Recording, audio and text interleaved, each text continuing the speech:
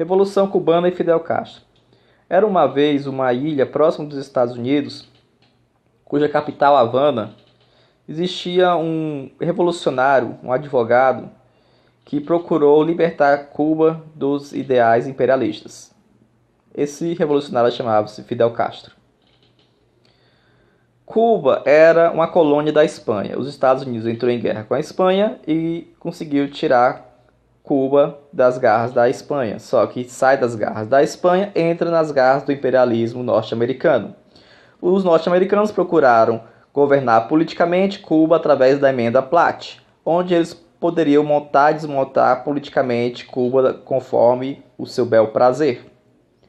Só que a população cubana não aceitou isso e procurou fazer uma revolução junto com os revolucionários. Então eram as camadas mais pobres, os camponeses, eles se uniram e criaram um exército paramilitar, onde conseguiram derrubar o governo de Fulgêncio Batista. Fulgêncio Batista era um fantoche dos Estados Unidos e o Fulgêncio Batista atendia aos interesses dos latifundiários de Cuba e dos industriais e grandes empresários, ou seja, a burguesia. Só que com a queda de Fulgêncio Batista, o domínio norte-americano entrou em declínio. Então, Fidel Castro conseguiu liderar essa revolução e então procurou instaurar medidas nacionalistas para que Cuba pudesse se restaurar. Então foi criada a medicina gratuita, foi também criada uma política educacional em que os cubanos pudessem aprender a ler e escrever. Várias indústrias, vários hotéis, várias atividades foram nacionalizadas, porque dessa forma você poderia resgatar a soberania de Cuba novamente, para que não perdesse mais dividendos para o mercado exterior. Só que para você conseguir fazer isso, você precisa de apoio.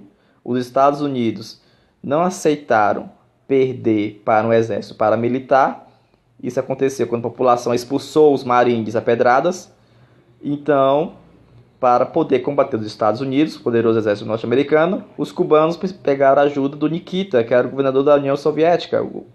E com essa ajuda colocaram mísseis nucleares para poder inibir a ação norte-americana. Isso foi muito, muito perigoso, poderia ter desencadeado a Terceira Guerra Mundial.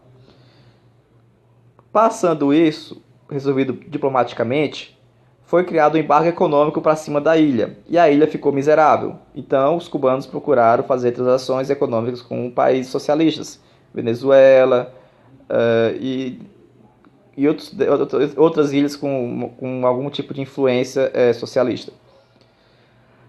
Fidel continuou governando Cuba com mão de ferro, e aquele ideal nacionalista passou para um ideal ditatorial radicalista, onde qualquer tipo de pensamento divergente da política cubana era resolvido na bala.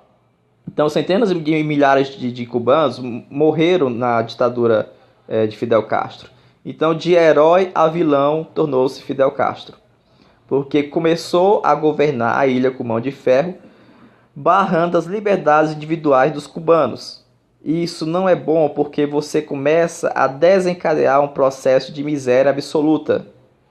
Então, muitos admiram Fidel Castro pelo seu lado de você conseguir combater uma superpotência, o seu lado nacionalista, mas ele não conseguiu manter esse heroísmo a vida toda. Então, tem alguns que falam assim, o Lula é um doente porque admira Fidel. Não, ele admira aquele lado que foi positivo para Cuba, que foi muito pouco. Mas eu não vou execrar um ser humano porque admira um lado que foi proveitoso para Cuba. Então a gente tem que ter bom senso para não julgar as pessoas e transformá-las em demônios, sendo que elas não são assim. Então, boa noite. Eu vou tentar agora fazer muitos poucos vídeos para poder curtir o mês de dezembro. Fui!